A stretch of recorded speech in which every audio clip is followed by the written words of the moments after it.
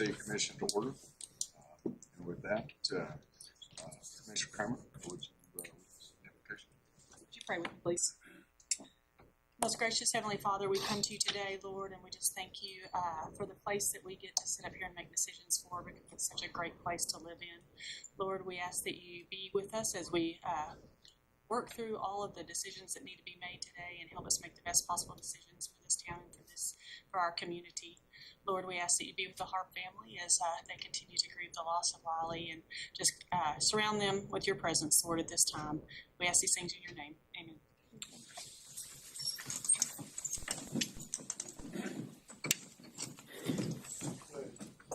Pledge allegiance to the flag of the United States of America and to the republic for which it stands, one nation, under God, indivisible, with liberty and justice for all.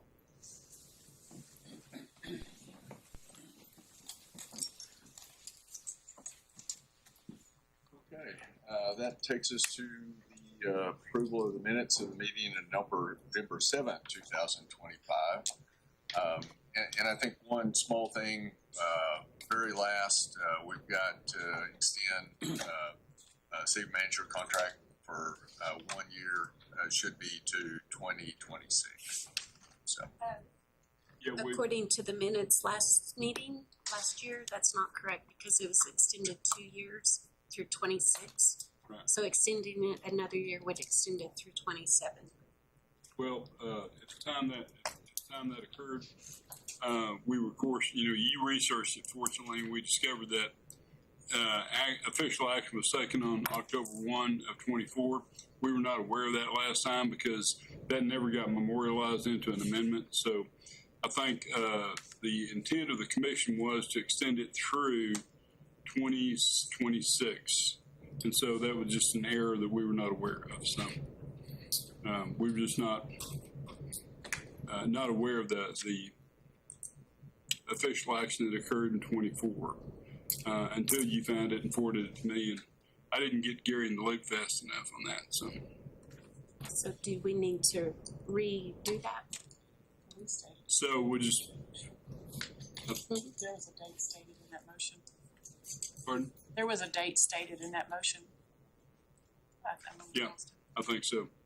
But that was the intent. So I think just a correction to the minutes is all that's necessary.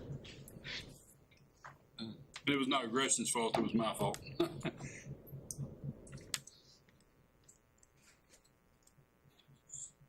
So there's your motion.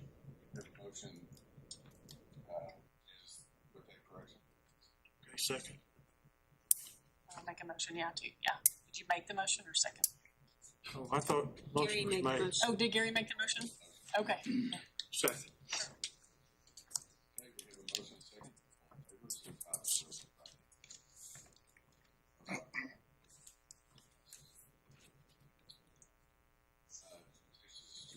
Item number 5, public comments from interested citizens. Grace.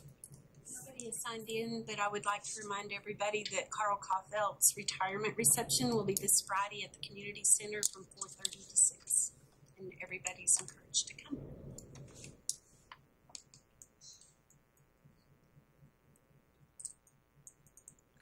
Thank you. Okay, then item number 6, conduct a public hearing and consider and take appropriate action on a specific use permit request to operate an accessory building sales and display business at 1212 Highway 60. Dustin, where's that? Good evening, Commission, and I hate for my very first presentation before you guys to be a no action and to table this agenda item. But we were planning on having a Planning and Zoning Commission meeting November 10th, last Monday. I had a couple commissioners out of town, and then one that would have made quorum called in sick. And so we're looking to reschedule that Planning and Zoning Commission meeting because of the timelines with posting and newspaper notice and all those kinds of things. I wasn't able to get this back on for you guys in December, so we'll be looking at having Planning and Zoning Commission meeting in December and bringing this back before your consideration in January. So if you guys will table this one until January. All right, thank you. Take it as tabled. Item number 7, consider take appropriate action on an agreement with Sims Architects for professional architectural and design services for the 2025 series bond-related public safety facilities and remodeling projects. Yes, sir. Thank you. In 2022, the city conducted a request for qualifications for architectural and design services related to the planning, remodeling, and construction of the public safety facilities.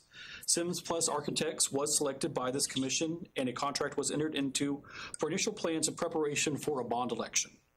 The scope of the agreement did not include services beyond the bond election, as the results of the bond election were not yet known, even though the scope of work included in the RFQ covered services through the completion of the construction. Now that the city is ready to proceed with the development of detailed plans and preparation for construction, a new agreement needs to be signed with Sims Plus for the remainder of the scope of this project. The scope includes work with the city and a selected construction manager at risk for the remodel construction of the police station, Fire Station 1, new fire classrooms and bays, new burn house, the physical training facilities, a new animal control shelter, and city hall renovations. The fee to the city in this agreement is $875,000, which, including the fee in the original agreement, would bring the total cost for architectural design professional service for this project to $1,025,000. John Gambles with Sims is here with us today, and he or I are welcome to any of the questions that y'all may have. This is what was estimated when we looked at the bond. Is this what we felt like we would be at? I wasn't For the cost? for the cost. Yeah. When we looked at our estimation, I can't remember. Yeah. Okay. Yes.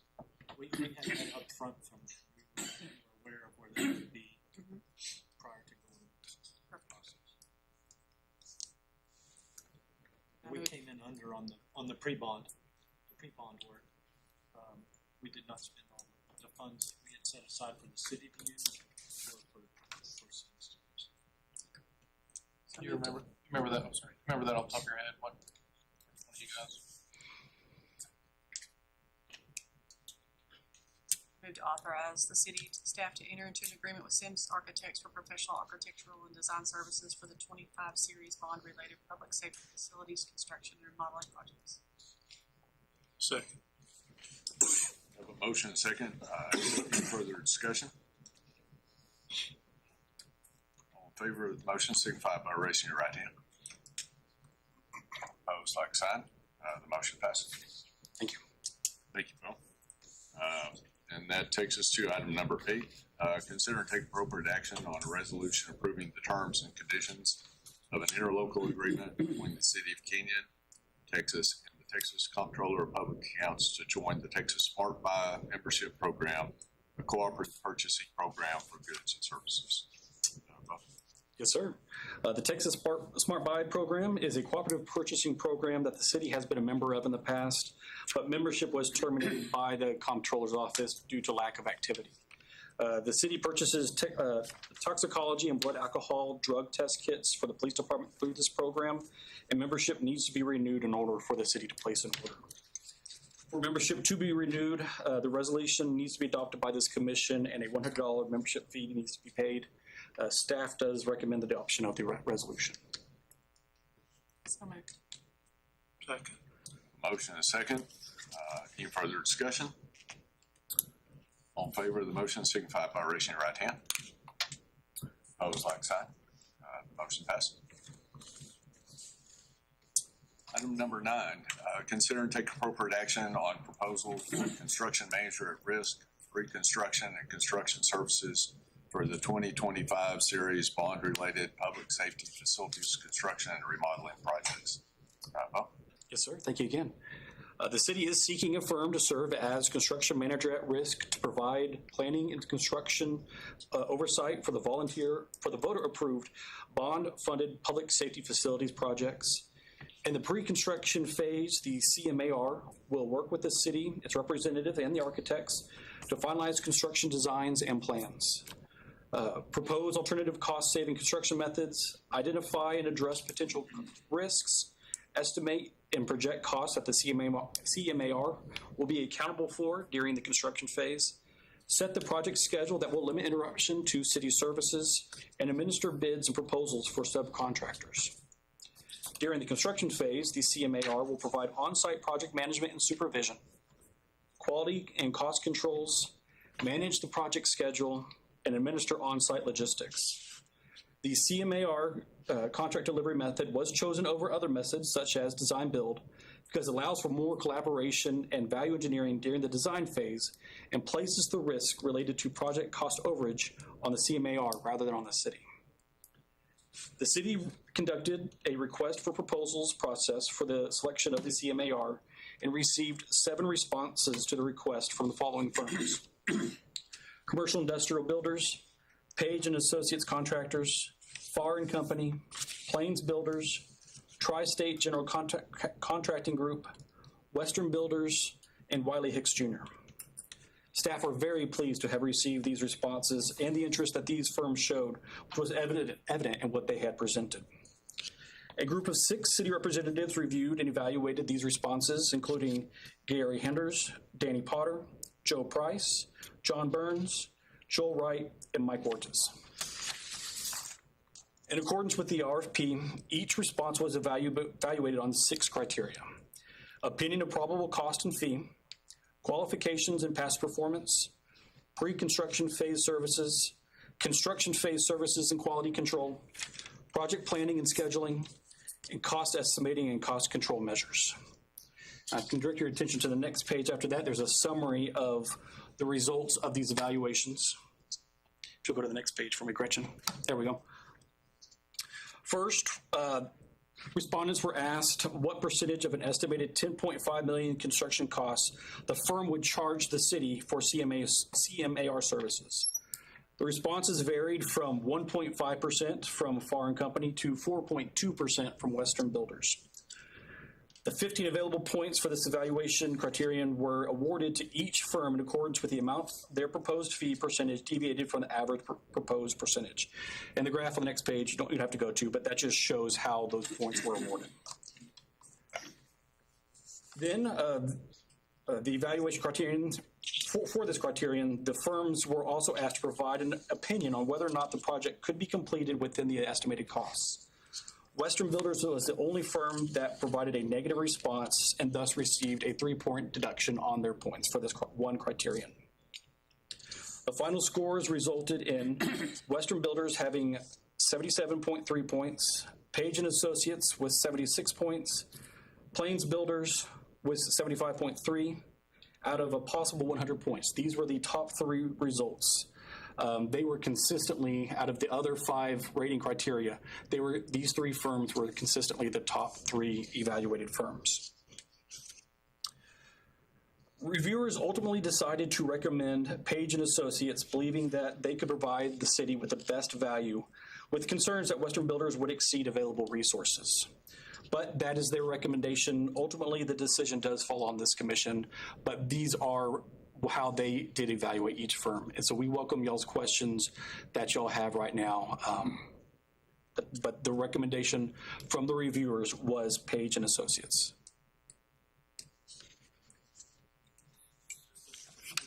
Process, coming from the staff's perspective, and that we had great submittals, and I thought we had great discussion also.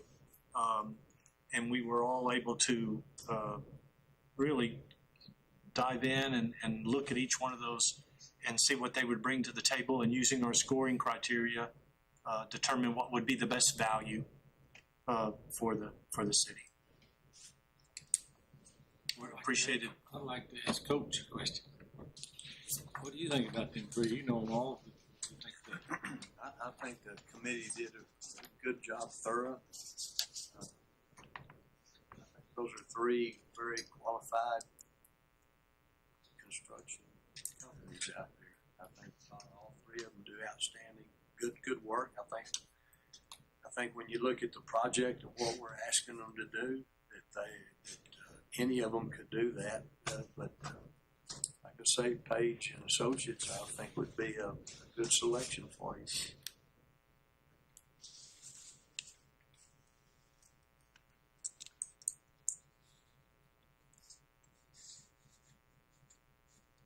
I'd like to make a motion to authorize the city staff to negotiate and enter into an agreement with Page and Associate Contractors Incorporated for construction manager at risk services for 2005 series bond-related public safety facilities construction and remodeling projects. Second. Joe, should we ask them to add to that motion that we would move to firm number 2? Should we be able to reach a contract with firm number 1? I think just a simple statement that if we don't get a contract negotiated with them, that we would go to the next firm on this. Which would be. Number 2 would be Plains Builders. Not that we would anticipate a problem, but I don't think we will, but that's what we'll do next for negotiation. We have a motion second. Is there any further discussion? All in favor of the motion, signify by raising your right hand. Opposed, like sign. Motion passes. great, thank you. May I say something? I just want to say thank you to the committee that worked on this, and Bo and John for organizing it. I know personally when I reviewed it, it took 2 to 3 hours to go over it all, and I know it took a lot of time. I just wanted to say thank you for the time it took to go through these. Like John said, we were very thankful to have 7 submissions. I just want to say thank you, Mike and Danny and Mayor, and all our others, Mr. Wright, on all this. Thank you for all the time that they spent to evaluate this. It was a difficult decision, as Mike indicated.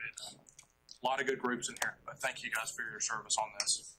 And thank you, John, for y'all's work on this too, as we've come forward to this point and getting us to this point. It's exciting to move to the next step. It's exciting to see that our estimates that we looked at in 24 are looking good still, and we feel good about that project. Thanks, Bob. All right, item number 10, consider and take appropriate action on resolution number 32-2025, a resolution by the City of Canyon, Texas, supporting the acceptance of Category 7 funding through the Amarillo Metropolitan Planning Organization, MPO, for the 15th Street Pedestrian Improvements Project Phase 1, and authorizing the city manager to act on behalf of the City of Canyon to execute the advanced funding agreement between the City of Canyon and TxDOT. Chris. Thanks, Mayor. As you guys recall, we were awarded Category 7 funding for 15th Street improvements. The limits of that project are essentially from South Ridge Drive to 2nd Avenue, getting pedestrian improvements across railroad tracks, including the rebuilding of the railroad track crossing as well. So this is just the next step.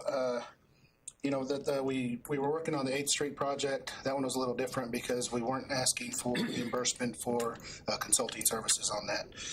This one, consulting services are included on it, so we kind of had to get this ball rolling a little earlier than on the 8th Street project. So this is the first step, getting the resolution passed. After that, we'll get the AFA approved, and then we can enter into procuring a consultant for this project. As it states here, federal funds for this project are $2,180,840,000. Total project cost is right at $2.8 million, and our local match is $545,211. Answer any questions on that?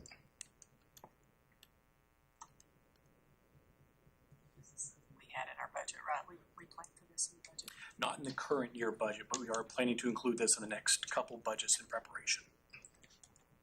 We expect 18 to 24 months of just railroad discussion, design, and all that. I think shovel late fall 27 at the earliest. That's what we projected.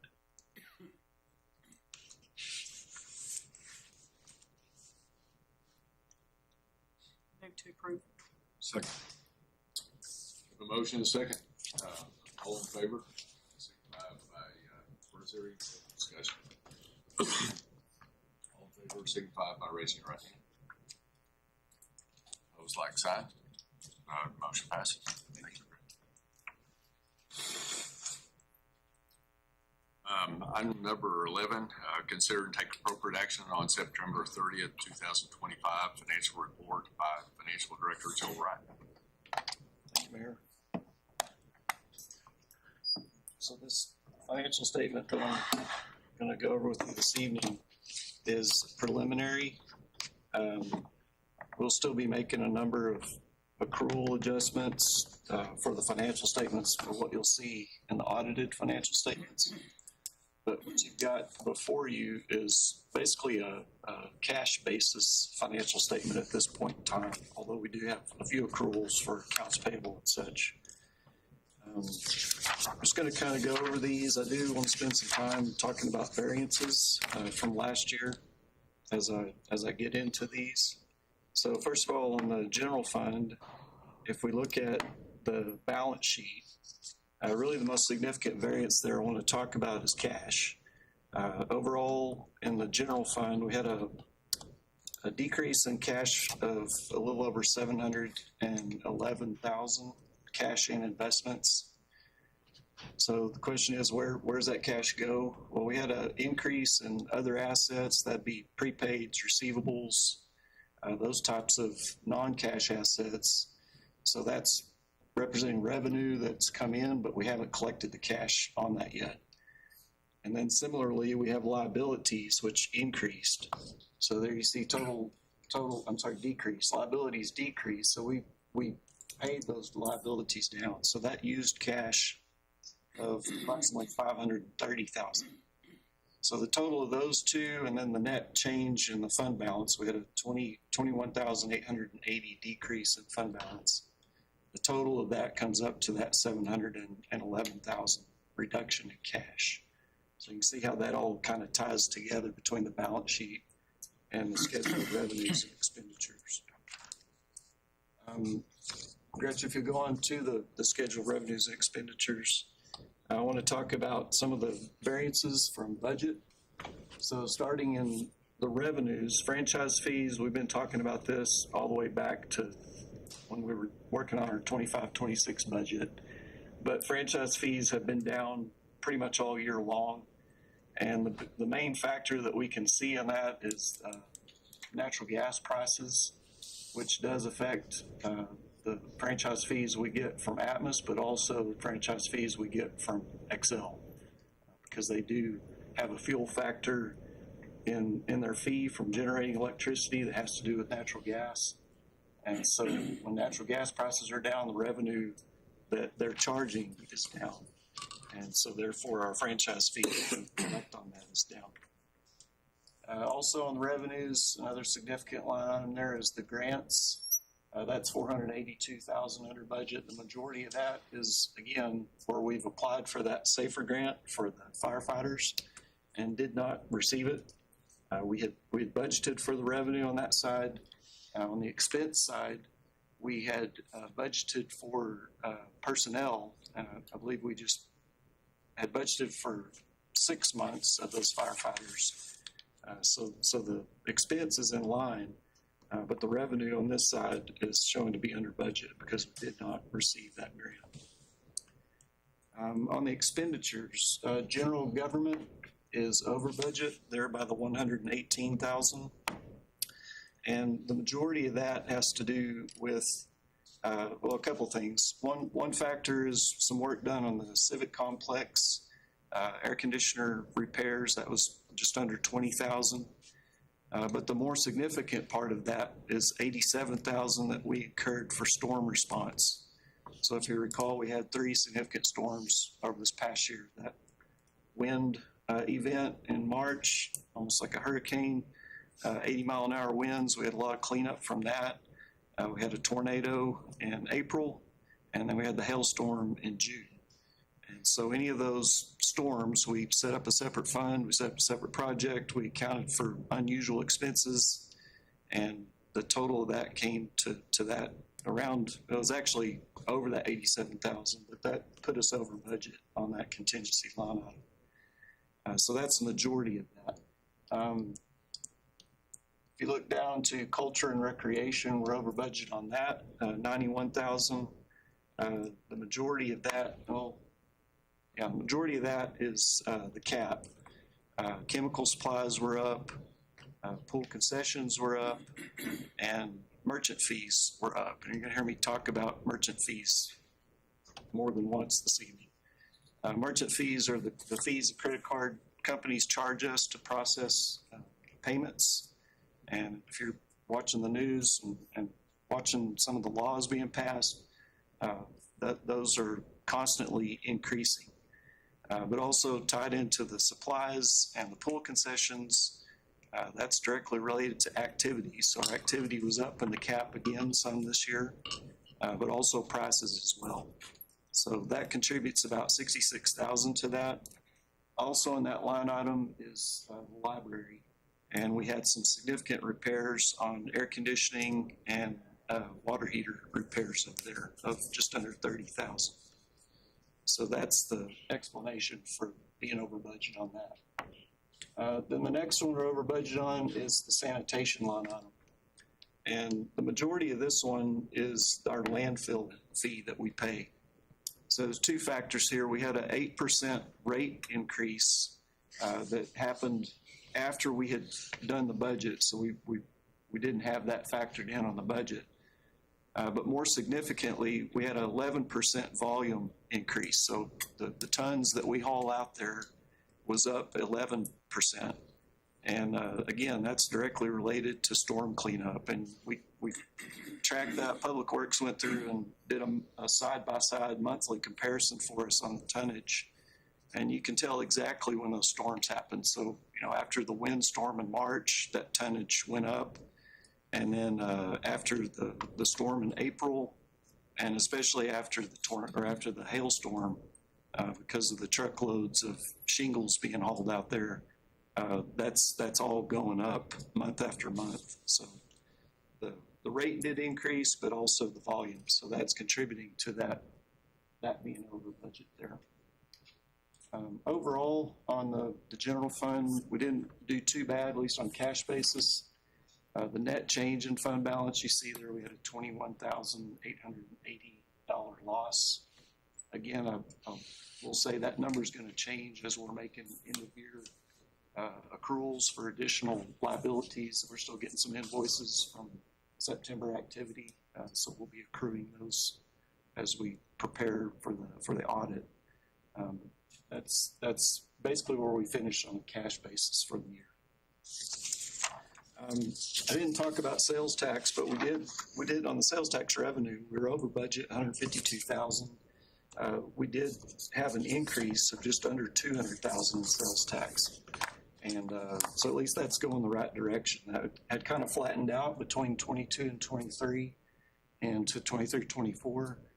And I was talking with Michael Kitten the other day, and it feels like we just have some good momentum going now. We have enough new businesses, and we're getting some good momentum going there and adding to that. So Some roof replacements will also add to the sales tax. it depends on where the purchase was.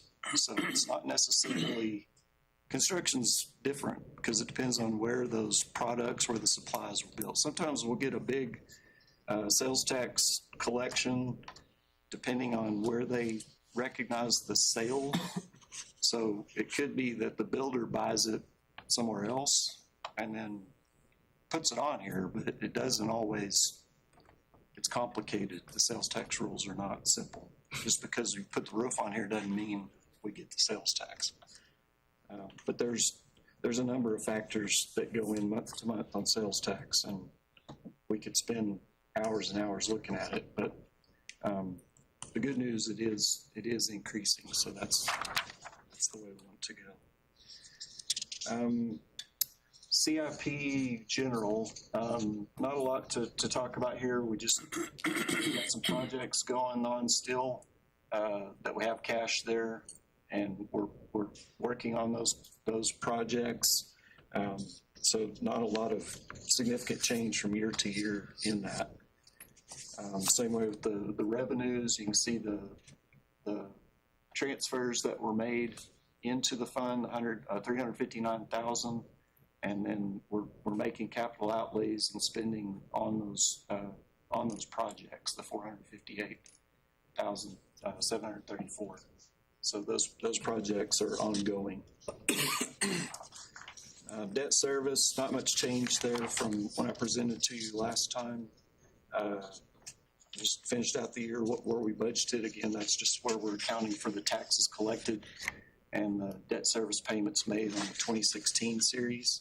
This fund will change quite a bit this next year because we'll have the new general obligation bonds for the public safety improvement project. So you'll see that in this financial statement when I present to you next time in January. Moving on to the utility fund, so water and sewer. Again, I'm going to kind of do the same kind of presentation here for cash.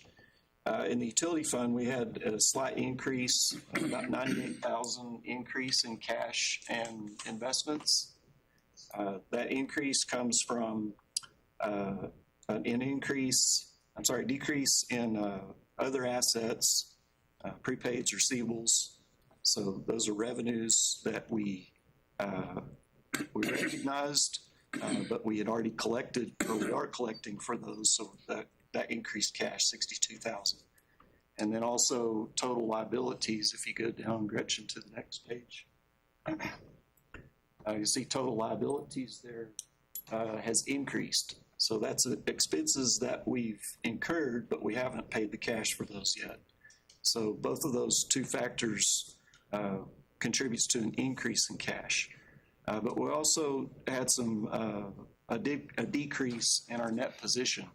So if you go to the next page, Gretchen, we have a decrease in net position in the utility fund of 480,613.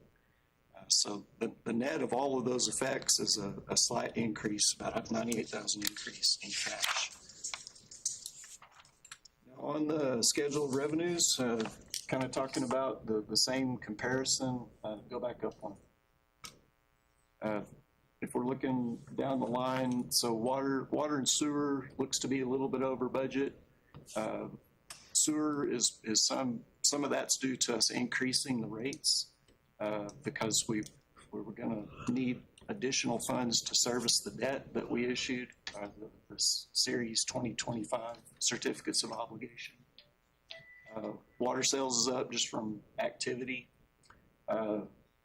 The expenses are pretty much in line. You'll notice utilities, that line item is way under budget. And again, that's water, most of that has to do with water purchases. So we had budgeted for about 200 or so more than what we actually bought from the city of Amarillo. So that's in that line item. And then also capital outlay. We don't really budget for capital outlay. As we book that throughout the year, we post it to this line item, but we'll be reclassifying that to the balance sheet as capital assets for the utility fund because it's an enterprise fund, not a governmental fund. So overall, most of those are pretty well in line. Till you get down to the transfers, you'll see that we were over budgeted by 815,000 on unbudgeted transfers. So let me explain that.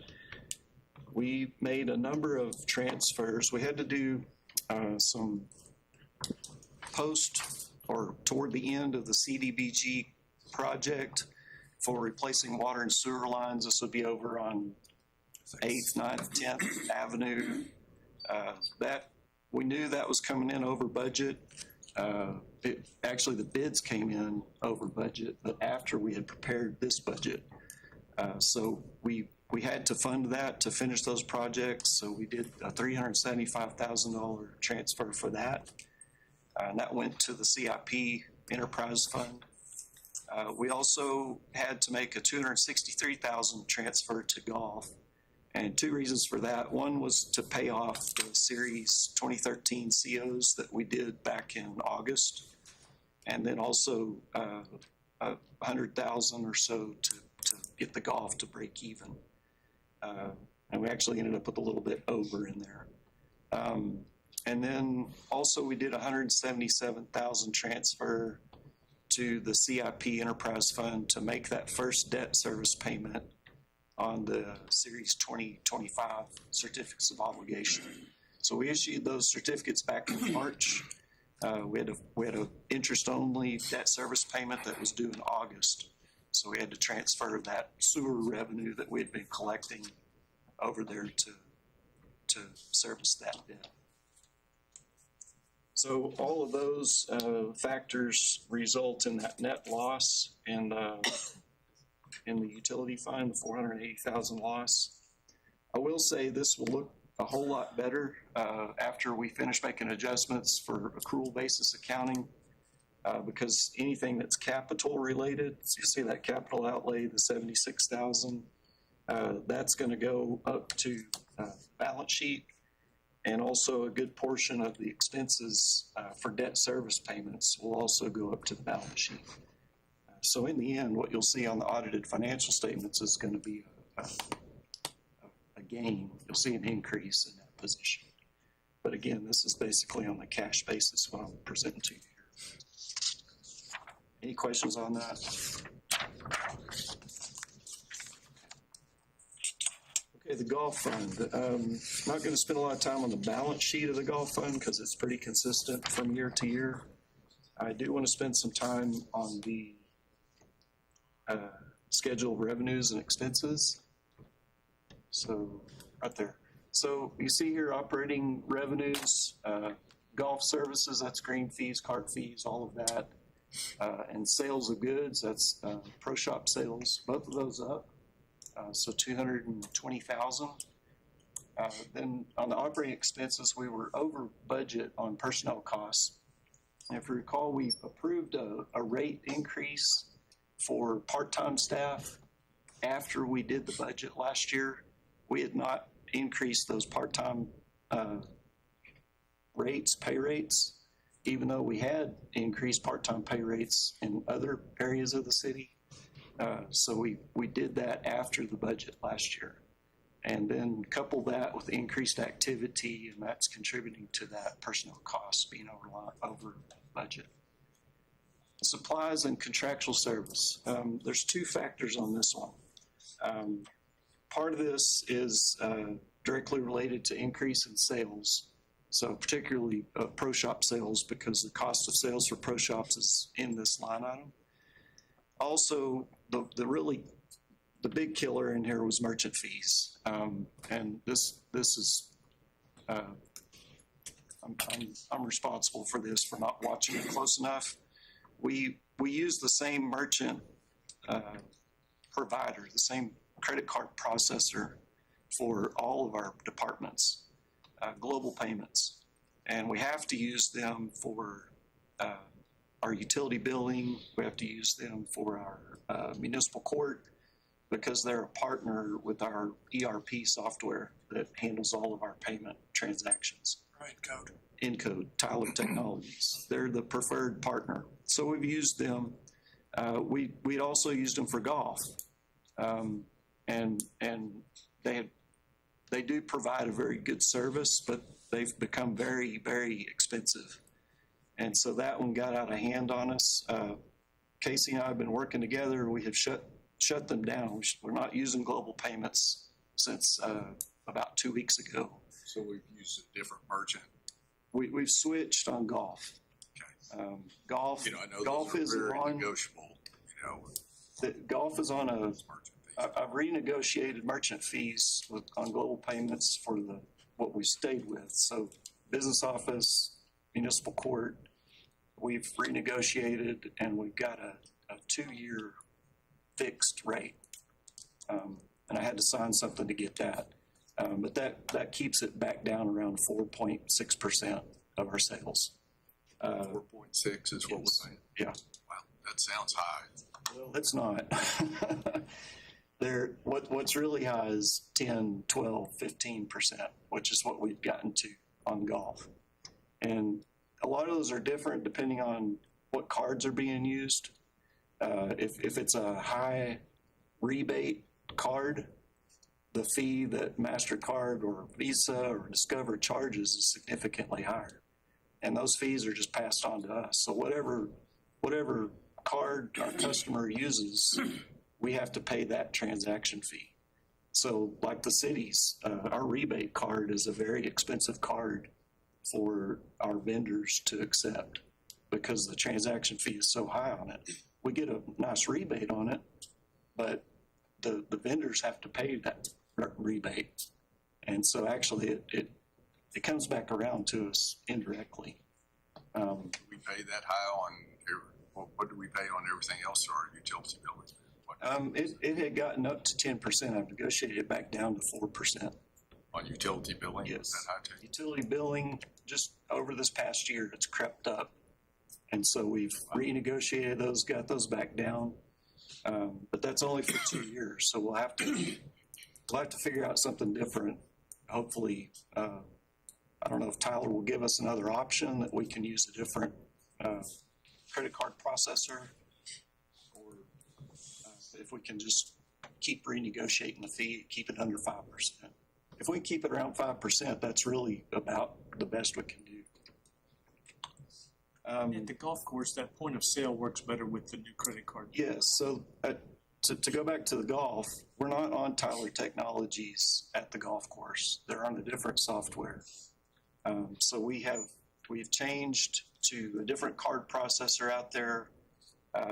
Their rate is a little under 4%. It's like 3.85%.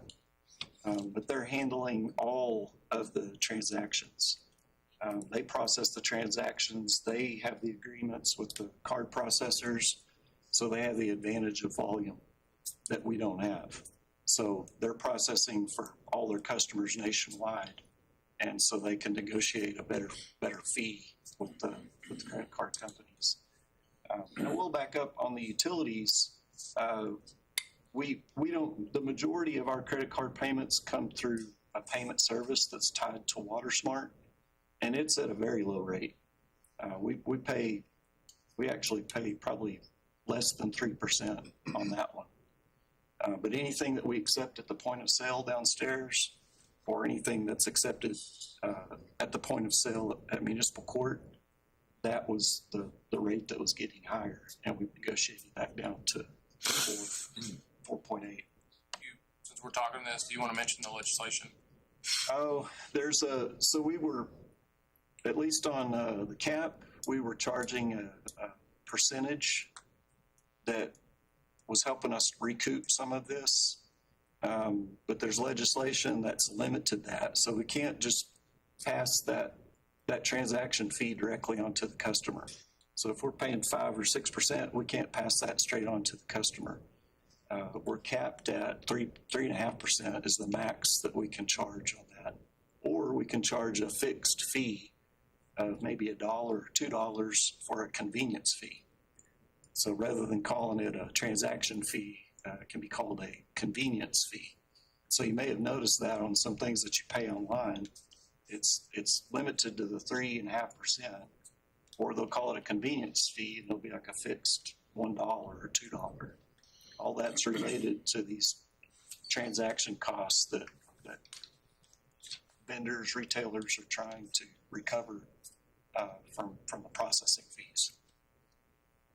So that got out of hand this past year at golf, especially, and that's in that contractual services line. So those two factors there caused that to be significantly. Overall, we had a loss of $192,000, and then that transfer in is over budget. That's making up for that loss and keeping us a little bit better than break even, just where we landed at the end of the year. So we That had was over budget. Really, our total loss was $835,000. Yes, $835,000. We had budgeted a $642,000 transfer to supplement, and we ended up with a $905,000 supplement. So. Joel, is there a way to break out, lot of times if you're selling goods, you'd have sales of goods, but then also cost of goods sold. Is there a way to break that out separate to where we could see whether Sure. we're making any money in the pro shop? Or Yeah. losing money? Or what? Yeah, and we look at it during the audit especially. This number will change some because he takes a fiscal inventory at the end of the year, and we haven't adjusted for that yet. So that will break it out in the audit then? Yes. And generally we'll see it, you'll see that come down a little bit because we usually have an increase in inventory at the end of the year due to prices, especially when the activity's up. He does a lot of purchasing for high schools and such at the end of the year. And so he's ordered those things, bags and balls, but he hasn't delivered those to the schools. The school hadn't paid for those yet here at the end of September. So some of that's tied up in the inventory as well. But yes, we can break that out and probably should have it up in the operating revenues where we have the sales of goods broken out.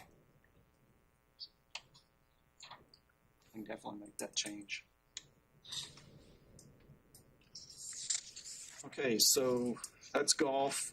Just briefly to cover the CIP, again, just like the general fund, we've got CIP projects that have been approved. We've been funding those projects. You will see here in that first column, that $9.5 million, that's mostly the proceeds from the Series 2025 Certificates of Obligation that we issued in March. We'll be spending those over the next 18 months to 2 years. And then as far as revenues go for the CIP funds, just again, grants, we have received some grants and we're paying out the capital outlay associated with all those projects. So that's where CIP stands at the end of the year. As far as financial statements, that's all I've got to cover unless you have further questions. I'll entertain a motion. Second. Motion second to approve the financial reports. All in favor, signify by raising your right hand. Opposed, like sign. Motion passes.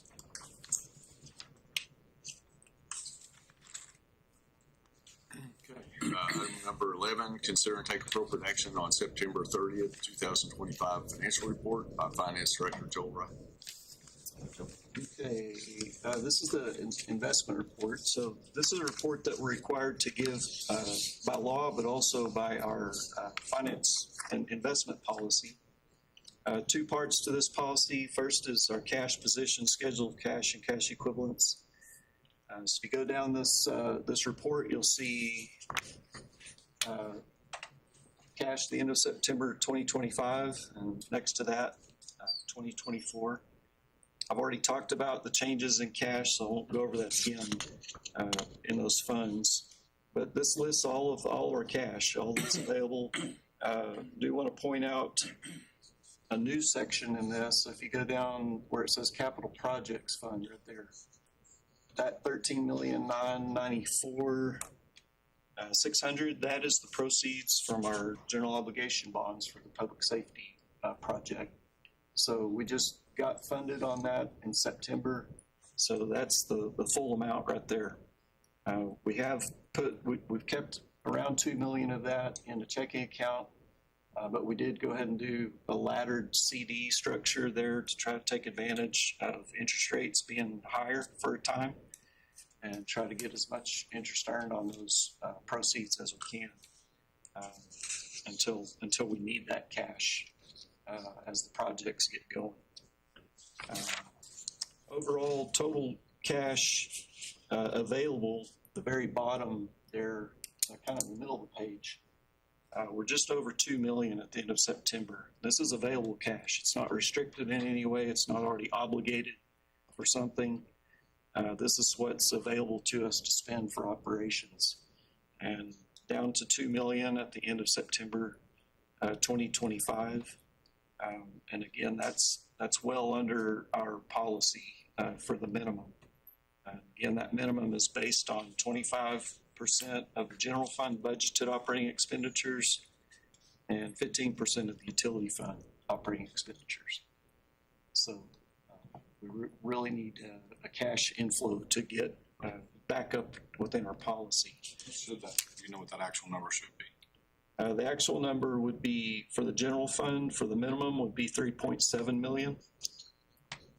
We're at 1.2 million. For the utility fund, it would be about 1.2 million, and we're at 700,000, so we're about 500,000 under on the utility fund. So two of those together, we're a little over 2 million under where we should be. I did. I'm sorry, 2.9 million, yeah, under 3 million. Joe, to me, that's the biggest gap we've seen as far as that.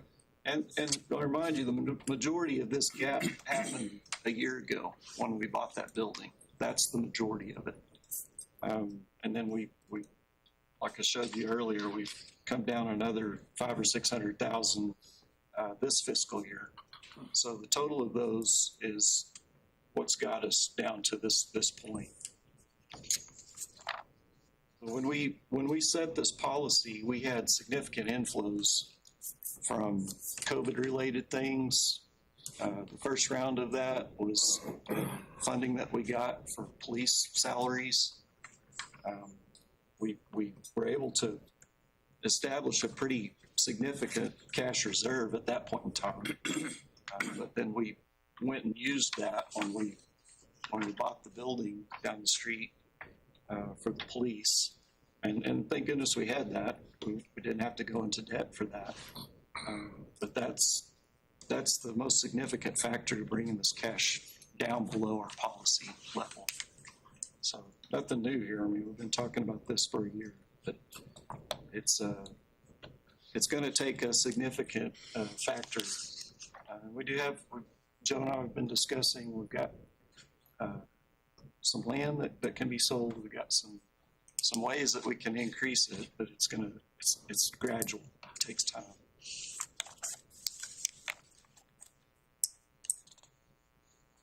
The second part of the investment report is looking at the cash balances and knowing that those cash balances are secured and adequately collateralized by the bank. So at the end of September 30, we had total deposits of $30,608,000. The bank had pledged securities having a market value of $31,743,000.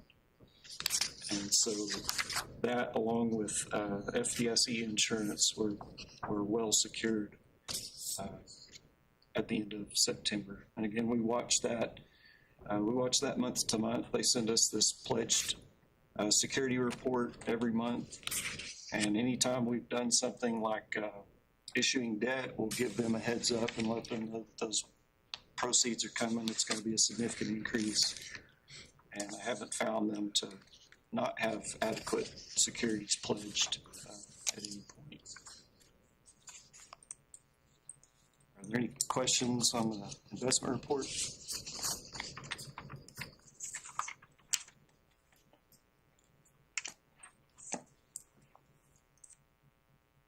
That's all I have in the way of presentation. Second. A motion second to approve the September 30th, 2025 financial report. All in favor, signify by raising your right hand. Opposed, like that. Motion passes. Thank you, Joe. Appreciate it. Appreciate your diligence. Thank you.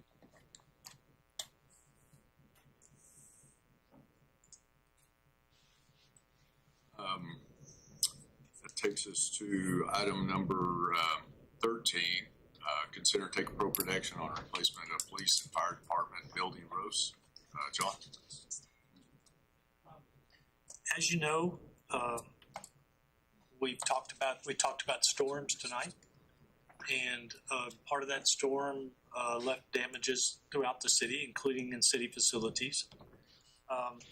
So as it states in my memo, we use Texas Municipal League Intergovernmental Risk Pool for our insurance. We have a long history of providing excellent service and very competitive rates to us for the city.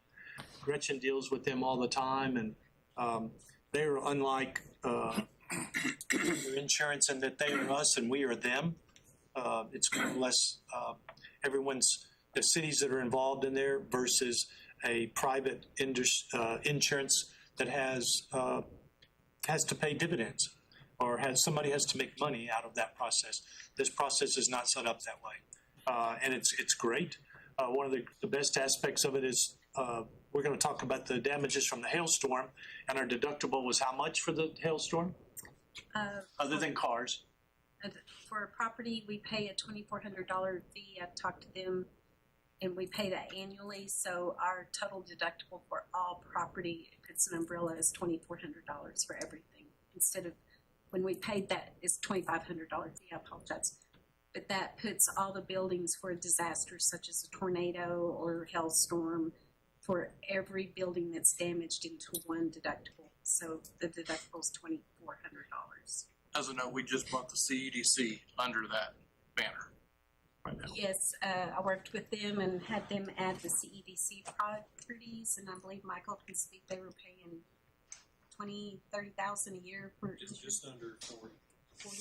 And we have taken that down with complete coverage on any structures, and they have 2 vacant lots. It's just under $5,000 for the year annually. So we saved the CEDC a good $35,000 a year on property insurance by including them under TMLRP. So that's a little bit about how IRP works and why it's a good thing for us. Gretchen's been working with their adjusters. I've begun working with their adjusters. We've got over $800,000 in just city property damage. That would exclude automobiles. And we have around $400,000 on vehicles. And which is a whole different ball of wax. Tonight I'm here to talk about the other property. Over the past several months, we've reached a point where we're comfortable to move forward with the repairs. I met with Lad Jackson today. Well, I'll speak to him in just a moment. But we met and went through everything again today just to make sure we're on the same page. Brian has worked diligently with RISPO also getting lighting taken care of at the baseball complex and also at the CAP where we had lots of lights were knocked out. John, are they replacing all the lights at the baseball facility? We will in the complex. We will replace the lights there, which are halogen lights. They will come back as LED lights. So that's significant for us, upgrade there. Bo and Gretchen have been working through the automobiles with the departments, and I've intentionally stayed very far out of that loop. That's a whole different ball of wax, and it's been really complicated, and they're still working through that. We would like to move forward with the facility repairs, and the city has worked with Garland DBS for over 7 years on assessing our roofs and completion of minor repairs, and then also completed the roof on the Canyon Library, which we were very pleased with. And I think our staff that inspects those kind of things would say that we got a quality roof, certainly at the library. Lad Jackson of Garland is here tonight. He's been working with us for 2 months as we've attempted to work through these facilities, look at what our appraisal was or what our adjuster had given us. We've met with the adjuster. We've also used Steve Eichsten. Some of y'all know him around town, of Diamond E. He's helped us with some of those things also. He's reviewed the claims, and we've prepared quotes, and we've looked at ways to move forward and make these repairs. Ira Key of Kiko has worked with us on our air conditioning. We had multiple air conditioning units that needed to be combed out. Found a couple that can't be combed out, so we're going to go back to our adjuster and say, hey, can't comb it out. What's our next step with that? So at this point in time, we're prepared to move forward, and what we would like to do and propose to you all as a staff is that we move forward with the replacement of the fire department roof and also with the police department roof. And that we work through Ladd and Garland to do that. We are able to do that because they are, number one, part of a purchasing cooperative. They are part of the Master Intergovernmental Cooperative Purchase Agreement and Omni Partners. So they are part of that. We can move forward with them. Ladd has provided us with 3 quotes for each one of those facilities. The folks that are looking at doing these roofs are the kind of folks that do schools, because they're big flat roofs. This time of year when we received our quote, and as we move forward, this is the time of year where they're not working on schools. Schools are planning for the summer. So as they move into the spring and the summer, these folks will be busy. This is a downtime for them, so we feel like we've gotten a good cost from them, good estimates. Garland will, if we move forward with them, will uphold the warranty for the roof repairs and the replacements, what's completed. Once they're completed, it would not be we would not be calling the roofer to have a repair made. We would be calling Garland, a national firm that sells products all over the country dealing with roofs.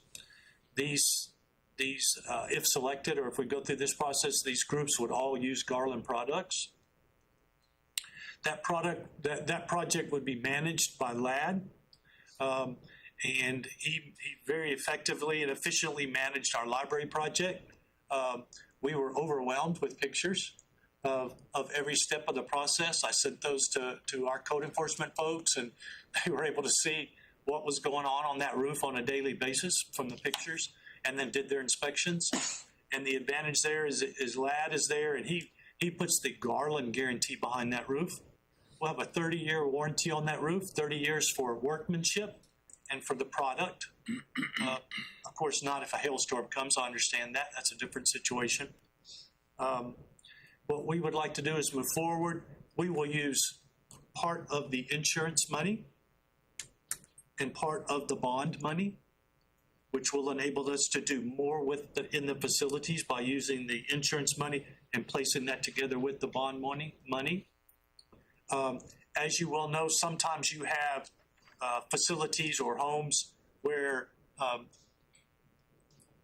you are not going to be able to replace that roof. It may need to be replaced, but it needs to be replaced because of age. Think of a fence, something that needs to be replaced because of age, but your insurance company is not going to replace that because of age. They would only replace that because of damage.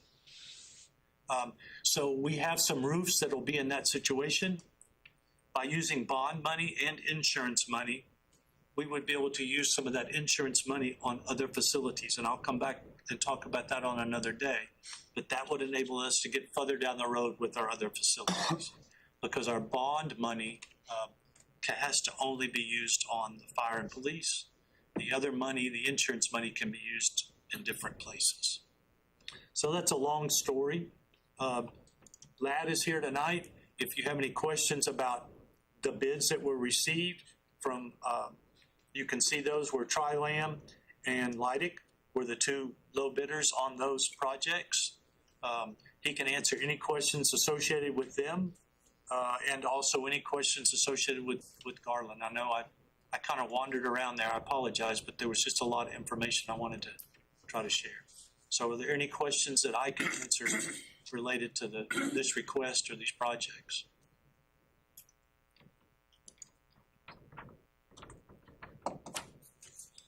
Where are these firms out of, John?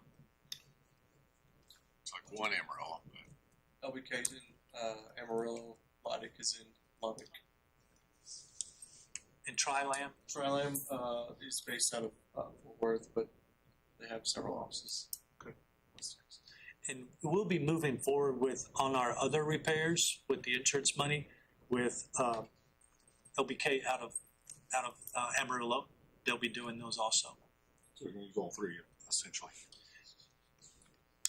More or less, yeah. You see that variety in those numbers often? Like one's lower on one, Is there an advantage to having everybody do the same thing? It is because you're able to do it all at once, and you're not held up with just one crew. Right. And these are firms that you work with. Yes, sir. They do work with VSA Hospital, with Canyon ISD. You've done millions of dollars worth of work with these firms, personally. We've done a lot of work with them. Yes. They all receive a financial background check, credit check. Also, we check to see if they pay their bills.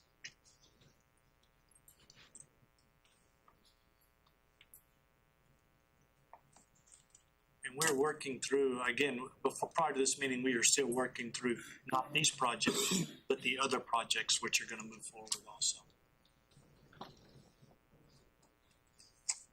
Tonight, I can't give you the percentage that would be bond and the percentage that would be insurance money, because I'm still trying to calculate and figure out where we are on all the other roofs. How much of the insurance money might I need to use on a different roof as opposed to the police station, the fire station. To authorize the city staff to enter into an agreement with Garland DBS Inc. Second. Have a motion, a second, to enter into an agreement with Garland DBS Inc. Is there any further discussion? All in favor, signify by raising your right hand. Opposed, like sign. Motion passes. Great, thank you. I appreciate that, and we'll keep you up to date. We'll keep you up to date on that, and we'll probably come back soon, talking a little bit about cars. I mean, it's been a crazy process because you have a whole fleet of cars that were damaged and can't be replaced at one time. Thank you all. Thank you, Larry. Item number 14, consider and take appropriate action on resolution number 31-2025, a resolution of the City Commission of the City of Canyon, Texas, prescribing limitations on parking for standing motor vehicles or trailers during parade to be held December 6, 2025. Chief Brown. Thanks for having me. Real quick, Christmas Light Parade will be December 6th, Saturday evening. And we're just seeking resolution to enact ordinance 11.09.013 to control traffic along the parade route. It'll be the same parade route as last year. We'll start at Happy State Bank around 19th or 18th. 19th and 20th. Go east to or west to. I'm all turned around. Go west to Downtown Square, come back around and back down Fifth Ave, back to Happy State Bank. But we'll need to control all the traffic in that area. I'll move to approve. Have a motion and a second to approve resolution number 30-2025. All in favor, signify by raising your right hand. Opposed, like sign. Motion passes. Thank you, sir. Thank you.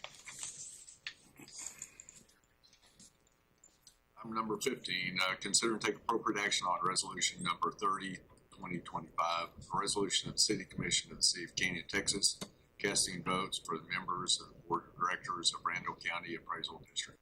Joe? Thank you, Mr. Mayor. Just to remind everybody, we did not do any nominations this go around. We've passed that movement, and now we're moving to our massive amount of votes, 40 votes, compared to our sisters. So ultimately, there's 4 nominees on here: Haley Holt, Jack Klaus, Tom Sherlin, and Ginger White. This commission has complete anonymity, complete autonomy on putting all your votes on one, some on nays. So y'all can do whatever you want on those 4 names. I really don't have anything further to add. Thank you. It's just 2 positions that are open, Joe, is that right? Yes, that's correct. Thank you, John. Yes, 2 positions. Out of these people who live in the city of Canyon. Haley Holt's Haley in Holt. Lions Club. I don't Yeah, know. That's the only one I've heard of. Mr. Sherlin was on the Emerald Council. I know that. I make a motion that we give all 40 votes to Haley Holt. A second. Have a motion and a second. For all 40 votes for Haley Holt. All in favor signify by raising your right hand. Opposed, like sign. Motion passes.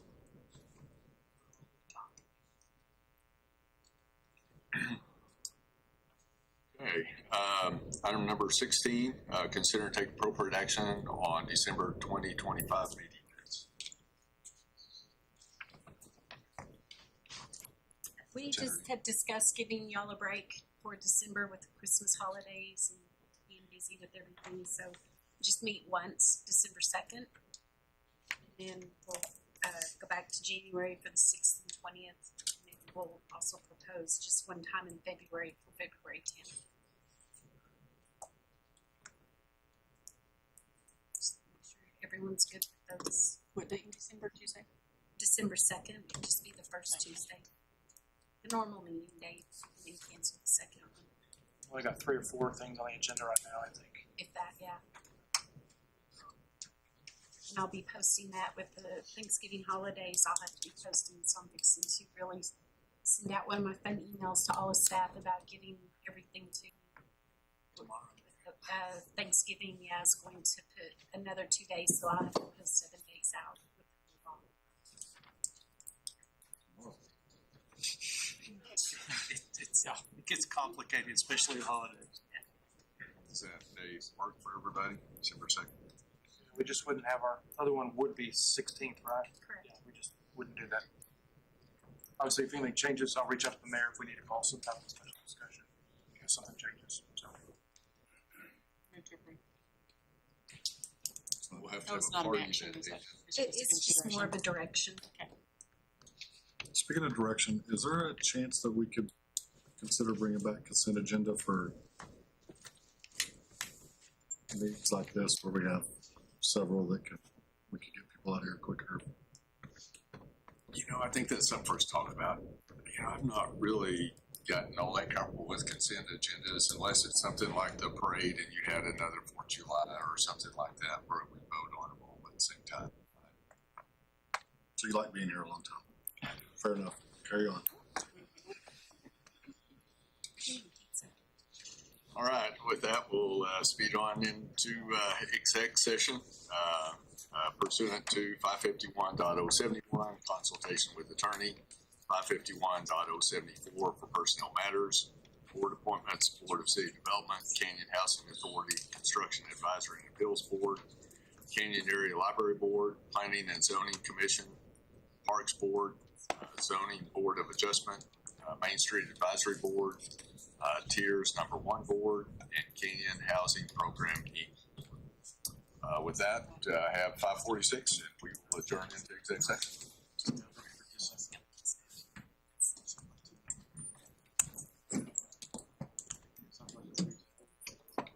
All right.